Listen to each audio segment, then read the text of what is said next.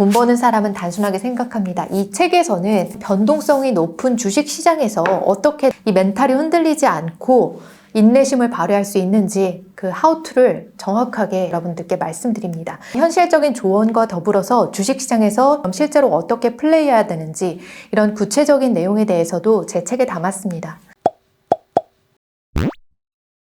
그런 분들께 대표님께서 좀 조언을 주신다면? 예, 저는 이제 로봇 관련해서 텐베거 종목이 쏟아질 걸로 그렇게 예상을 하고 있는데 네. 이제 불과 이제 3달 만에 뭐 3~4배씩 오른 종목들이 많이 나왔죠. 예. 근데 이제 실적이 잘 보이지 않아서 들어가기가 꺼려진다는 말은 제가 충분히 이해하는데 근데 이제 기업의 실적이 보이지 않는다고 할 때는 두 가지로 나눠서 이제 생각을 해야 됩니다. 첫째는 미래가 애매할 때.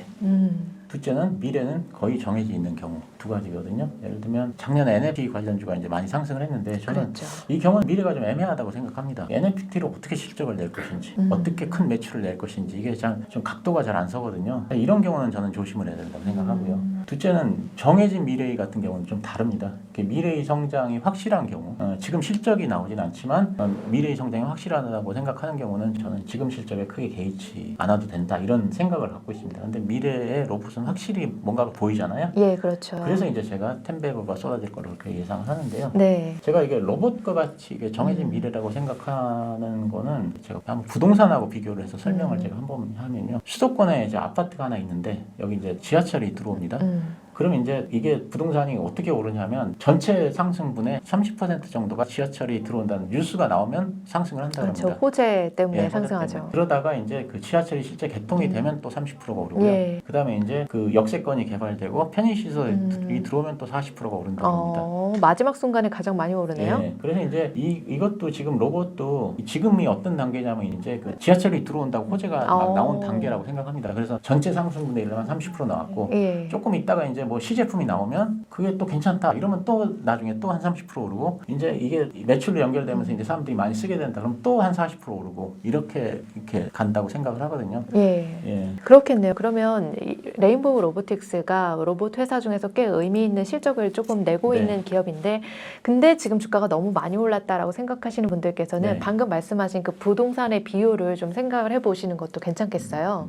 30% 호재가 나왔을 때 지금 오른 걸 수도 있고 나중에 실제로 이게 가시화됐을 때는 더 크게 상승할 수 있는 여지가 있다. 그렇게 보시네요. 자, 그럼 다음 질문으로 넘어가 볼게요. 저희 구독자분들 중에서 이 테슬라라는 기업에 투자하시는 분들이 또 상당히 많습니다. 근데 테슬라 주가가 작년부터 굉장히 지지분진한 모습을 오랜 기간 보여주고 있어요. 근데 그래서 이렇게 장기 투자하시는 분들이 인내심에 좀 한계를 느끼시는 분들도 계신데 그런 분들한테 도움이 될 만한 이야기를 좀 부탁드리겠습니다. 근데 이 테슬라는 사실은 그 한 작가님께서 저보다는 훨씬 많이 아실 거예요. 사실 주주분이시고 하니까 사실 그래서 뭐 테슬라에 대해서는 사실 별로 제가 이게 좀 말씀을 드리기가 좀 민망한데 테슬라는 그러니까 이제 그 사실 자동차 분야는 뭐 어느 정도 이제 그런 주가에 좀 반영이 됐다 생각을 하는데 제가 이제 테슬라를 주목하는 부분은 이제 아까 얘기했듯이 로봇입니다. 역시 로봇. 저는 테슬라가 이제 세계 최고의 로봇 회사가 될 가능성이 굉장히 크다. 그래서 이제 장기 투자하는 거 좋다 이렇게 생각을 합니다. 이게 밀런 머스크가 작년 9월에 이제 휴머노이드 로봇을 공개를 하면서 이제 했던 말이 생각이 나는데 두 가지가 있습니다. 첫째는 3년에서 5년 이내에 시판을 하겠다 이거고 두 번째는 가격을 $20,000 이내로 낮추겠다.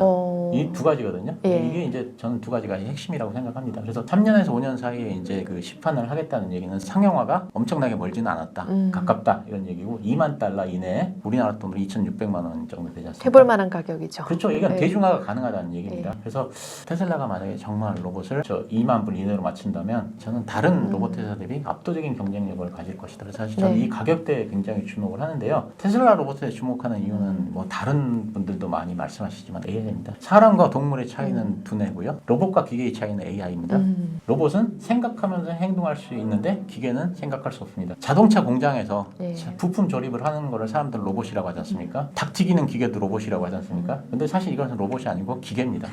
왜냐하면 부품 조립이나 닭 튀기는 건 생각하는 게 아니고 그냥 프로그램 돼 있는 대로 그냥 하는 거기 때문에 이거는 그냥 로봇이 아니고 기계인 거죠. 근데 그러니까 뭐 로봇이 뭐 더 빨리 움직이느냐, 계단을 뭐 잘 올라가느냐 이것이 로봇의 성패가 아니고 AI가 어떤 로봇이 더 훌륭한 사실 이것이 저는 로봇의 성패라고 생각하는데 그런 면에서 테슬라는 이런 부분에서 굉장히 강점을 가지고 있지 않나. 테슬라는 생각을 합니다. 그래서 테슬라가 세계 최고의 로봇 회사로 성장하면 이제 주가는 크게 오르지 않습니까? 그래서 일론 머스크는 여기 보시면은 향후 로봇 시장이 테슬라의 전기차보다 훨씬 더 큰 매출을 올릴 것으로 예상을 하면서 일론 머스크는 앞으로 로봇이 자동차보다 더 큰 비즈니스가 될 것이다. 테슬라는 세계에서의 가장 큰 로봇 회사라고 이렇게 말을 했습니다. 저는 이 말을 믿고 있습니다. 예, 네. 그렇죠. 로봇의 가장 또 핵심적인 건 브레인이고 그게 네. AI니까 네. 그쪽에서 탁월한 기업이니만큼 저 로봇 회사로서 성장 가능성이 있겠네요. 그리고 이제 네. 보니까 또 원가 절감을 위해서 여러 가지 획기적인 것들, 다른 로봇 회사에 하지 않은 것들을 많이 하더라고요. 사실 그런 면에서 봐서는 다른 회사에 비해서도 그 가격 경쟁력이 굉장히 있을 것 같고, 사실 그래서 저는 테슬라 일론 머스크가 정말로 해낼 것 같은 그런 생각이 네, 듭니다. 해내긴 해낼 것 같은데 이제 기간을 한 몇 년이라고 하셨죠? 아까 3년에서 3년에서 5년. 네. 이게 그런 얘기가 있더라고요. 일론 타임이라고 해서 네. 일론 머스크가 말하는 시간 대비해서 항상 시간이 조금씩 지연이 된다는 거예요. 근데 그럼에도 불구하고 진짜 자신이 원했던 그림을 만들어낸다라고 하는 거는 또 의미 있는 일인 것 같아요. 근데 지난번에 9월에 발표한 게 로봇을 6개월 만에 만든 거라면서요. 네. 대단한 거라고 그러더라고요. 예. 사람들이. 저는 로봇을 잘 모르는데 네. 6개월 만에 그걸 만든 건 정말 대단한 거라고 예, 얘기합니다. 정말 여러모로 대단하다 싶은 포인트는 참 많은 것 같아요. 네. 대표님 혹시 2차 전지 관련된 부분도 투자하세요? 2차 전지는 저는 지금은 예. 예전에 했다가 지금은 이제 안 하고 있는데요. 예전이라고 하면 몇 년 전에 하셨었나요? 그 작년 초반 정도? 작년 초반이요? 예, 예, 예. 네. 재작년. 재작년. 좀 했었고. 예. 예, 그때 한창 2차 전지 관련해서 또 되게 이슈가 많이 됐었죠. 예, 네. 지금 너무 눈부시게 2차 전지 분야가 상승을 하고 있는데요. 네, 2차 전지 분야에 이제 관심을 앞으로 계속 이어가실 생각이 또 있으신가요? 그러니까 이제 저는 그렇게 생각합니다. 2차 전지는 예.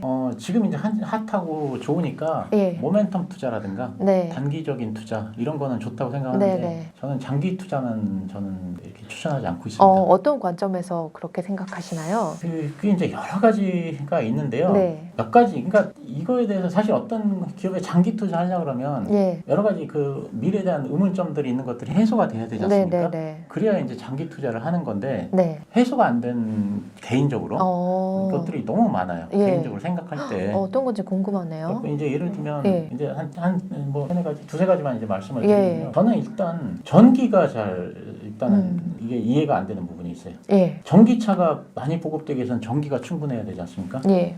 당연한 거잖아요. 근데 그렇게 전기차가 보급이 되면 전기차에 충분한 전기를 공급할 수 있을까? 이건 많이 생각해 보셨어요, 혹시? 그러네요. 제가 그 얘기는 들었어요. 하루 동안 이 전기차가 소모하는 전기가 인간이 한 달 정도를 사용하는 전기를 다 쓴다고 그렇습니다. 그만큼 전기의 소모량이 많다는 얘기는 들었는데 그렇게 구체적으로는 생각을 안 해봤어요. 전기차는 네. 제가 이제 원유 쪽을 일을 하다 보니까 이제 네. 에너지 쪽을 많이 조금은 아는데 네. 리뉴어블 에너지, 그 재생 에너지를 풍부하게 생산할 수 있는 국가에서만 의미 있는 규모로 성장할 수 있다는 거는 에너지 업계에 종사하는 네. 사람들은 사실 다 알고 있는 내용입니다. 네. 근데 이제 자 무슨 얘기냐면 땅덩어리가 넓어가지고요. 네. 밀도가 낮은 에너지를 예. 광활한 넓이로 커버할 수 있는 그런 나라에서만 전기차가 제대로 보급이 될 수 있습니다. 예를 들면 미국 같은 미국, 나라인가요? 호주, 예. 뭐 중국 이런 나라들이죠. 사실 이런 나라를 제외하고는 네. 전기차가 보급되는 데는 한계가 있습니다. 왜냐하면 전기가 부족하기 때문에. 음. 전기가 부족하다는 건 막연한 추측이 아니고 지금 명확한 사실이잖아요. 그리고 이제 미국, 중국, 호주 같은 나라도 이 끝없이 펼쳐진 광활한 이 땅에다가 대규모 태양광이라든가 이런 걸 만들어야 되는 거거든요. 그럼 이제 엄청난 그 인프라 비용이 들어가지 않습니까? 중국은 이걸 잘하고 있고 앞으로도 잘할 겁니다. 예. 근데 미국이나 호주가 또 이런 나라들도 이렇게 많은 돈을 들여서 이 사실을 제대로 설치할지 저는 사실 잘 네, 모르겠어요. 네. 우리나라로 돌아갔고 우리나라 여름만 되면 전력이 모자란다고 지금 아우성이잖아요. 그래서 2시부터 4시까지인가 막 이때는 뭐 에어컨 키지 말자 뭐 이런 얘기 하잖아요. 자, 지금 이제 보시면 전기 수요 관리 제도라는 게 있습니다. 이게 뭐냐면 이 프로그램에 가입하면 전기가 부족할 때마다 정부에서 전기 사용을 하지 말라고 이제 감축 명령을 내리죠. 그러면 그때는 무조건 전기를 줄여야 됩니다. 공장에 예, 이런 예. 데서. 그러면 이제 정부에서 돈을 주거든요. 왜 이런 제도를 시행하나요? 전기가 부족하기 때문에 그렇거든요. 그럼 전기가 부족해서 이제 뭐 이미 폐쇄됐던 원전까지 다시 이제 가동하는 지경인데 네. 자 이제 증권사에서 예상하듯이 그렇게 많은 내연기관차를 전기차로 다 대체하면 그만의 전기는 더 어디서 나나요? 하늘에서 떨어지는 건 아니지 않습니까? 원전을 늘려야 되겠네요. 그러니까 이게 어렵네요. 그 우리나라 문제만 아니고 네. 일본도 지금 전기가 모자라서 네. 뭐 원전을 또 새로 짓네 막 이런 얘기를 하잖아요. 네. 자 그러면 그 또 일본만 그게 유럽도 마찬가지. 세계적으로 전기가 남아도는 나라는 한 군데도 없습니다. 그런데 어떻게 전기를 대규모로 사용할 수가 있나요? 그 제가 이제 한번 글을 읽은 적이 있는데 이제 증권사에서 예상하듯이 에너지 관련 그 글인데요. 증권사에서 예상하듯이 그렇게 전기차가 늘어나려면 발전 용량이 현재보다 30%가 늘어나야 된다 그럽니다. 네. 그것도 굉장히 효율적으로 썼을 때, 그러니까 뭐냐면 밤에만 충전하고 뭐하고 이렇게 했을 때, 그렇지 않고 막 지금같이 아무렇게나 하면 30%가 늘어나도 안 된다는 얘기거든요. 그렇게 되면은 그렇게 지금 발전 용량이 없는 상태에서 전기차만 늘어나면 수시로 정전되고 텔레비 꺼지고 냉장고 꺼지고 이런 일이 반복이 되고 공장도 꺼지고 블랙아웃 되고 이걸 국민들이 견딜 수 있을까? 저는 그런 생각이 들고요. 근데 이 30%를 짓는다고 하는 거는 사실상 불가능한 얘기거든요. 지금 뭐 원전 하나만 짓는다고 해도 그 동네 주민들 다 들고 일어나가지고 난리고 맞아요. 그래서 뭐 네. 협상하고 뭐 하면은 몇 년씩 걸리는데 네. 한 개 짓는 건 또 아니고 30%를 어떻게 늘립니까? 사실 저는 그래서 이거는 쉽지 않다고 생각하고 현실적으로 불가능하다. 그 또 네. 자국의 자동차 산업의 이해관계가 또 있겠죠. 그렇죠. 네. 내연기 관차니까. 그럼요. 그래서 이제 작년에 2차 전지주를 좀 매도를 하신. 이게 장기 투자, 그러니까 장기 투자 저는 이렇게 항상 제가 사면 저는 물리거든요. 그러니까 물리는데 저는 또 안 팔아요. 네. 그러니까는 제가 하는 건 뭐냐면 그러니까 미래의 비전이 좋아야 물려도 나중에 주가가 올라가지 않습니까?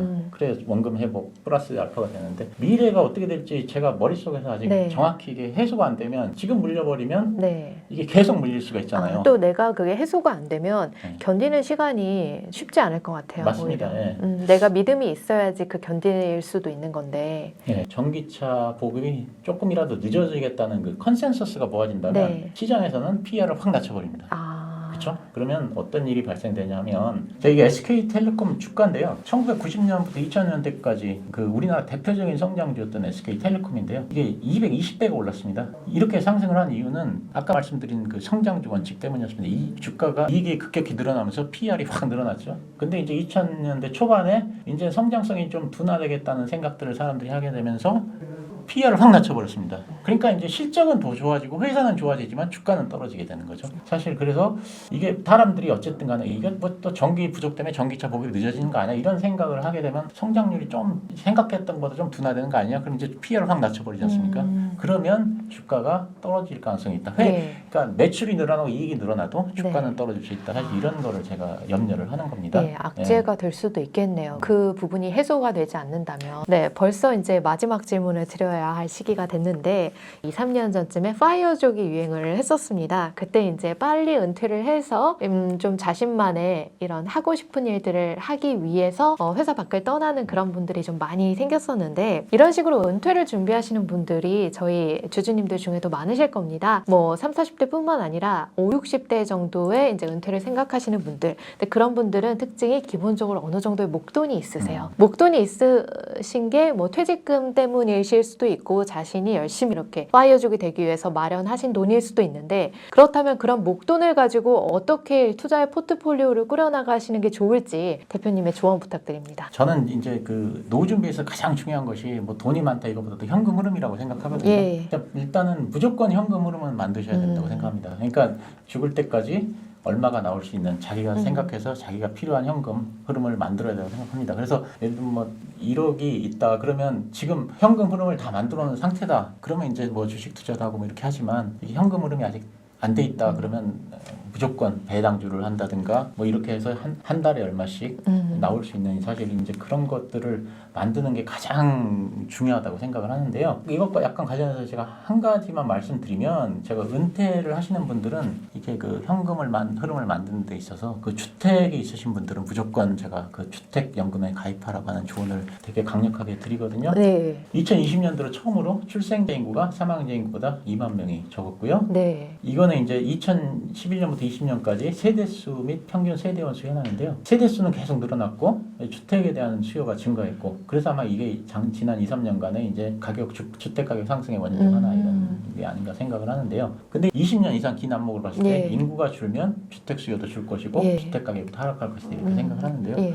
학계 출산율 1.5 이하로 떨어진 나라들은 저출산이 시작된 이후에 20년에 30년 안에 심각한 그런 그 불황이 온다 그럽니다. 출산율이 떨어지면 노동력이 줄어들고 소비가 위축이 되고 그래서 내수 시장이 축소되고 그래서 투자가 감소하고 그렇기 때문에 이는 당연히 부동산의 하락으로 연결될 것으로 저는 그렇게 생각을 합니다. 장기적으로 봤을 예. 때 부동산은 조금 좀 근데 애매하다. 그렇죠. 근데 이제 제가 이제 우리나라의 저출산은 이제 세계 최고 수준이지 않습니까? 0.87명, 0.8 뭐. 8 몇 명. 근데 저출산으로 굉장히 그 어려움을 겪고 있는 일본 같은 경우가 1.5라 그러더라고요. 오. 근데 우리나라는 0.84인데요. 예. 그래서 이제 노인 비율이 굉장히 크게 증가를 하고 있습니다. 예.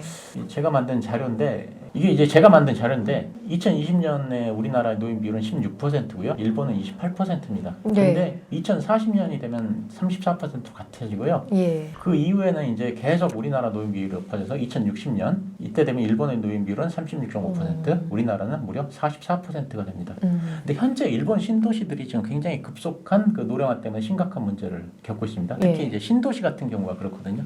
젊은 세대들이 신도시로 들어오지 않기 때문에 아무리 낮은 가격에 아파트를 내놔도 팔리지를 않는답니다. 신도시 같은 경우는. 근데 이제 우리나라도 그 신도시가 많이 생겨났고 지금도 생겨나고 있지 않습니까? 1980년대 이제 서울의 집값이 너무 오르니까 예, 분당 신도시가 그쵸. 생겼. 제1기 신도시. 일기 신도시. 근데 이제 분당이나 일성 같은 신도시는 사실 자급자족 능력을 갖추고 있습니다. 일자리도 많이 있고 그래서 문제가 없지만 이제 그 후에 우후죽순으로 생긴 베드타운 같은 일자리는 사실은 일기 신도시하고는 굉장히 사정이 다르다고 생각하거든요. 그러면 이런 신도시들은 나중에 일본과 비슷하게 그 고령화가 진행되면서 도시 기능을 상실할 가능성이 크다 이렇게 생각을 합니다. 근데 제가 무슨 얘기를 드리려고 하냐면 은퇴하시는 분들 중에서 지금 돈이 한 20년 정도 쓸 게 있습니다. 그럼 내가 몇 살까지 살지도 모르는데 일단 20년 쓰고 모자라면 그때 가서 뭐 집을 팔든가 뭐 어떻게 하지 이런 생각을 하는데 20년 후가 되면 집이 안 팔릴 가능성도 굉장히 크다는 얘기입니다. 지방의 아파트들은 아파트 가격이 500만 원, 1000만 원까지 의미 없는 가격으로 떠들 가능성도 크고요. 일본 같이 아예 안 팔릴 가능성도 크고요. 일본에 지금 이렇게 죽기 전에 해야 될 일이 집을 처분하는 거라고 그러더라고요. 근데 이제 집을 처분하지 못하니까 돈을 주면서까지 처분하고 이런 일이 많이 발생이 되는데 그런 일이 우리나라에서 발생이 될 수 있다는 겁니다. 그래서 제가 드리는 말씀은 뭐냐면 지금 그거를 현금화할 수 있을 때 꼭 이렇게 주택연금에 가입을 하죠.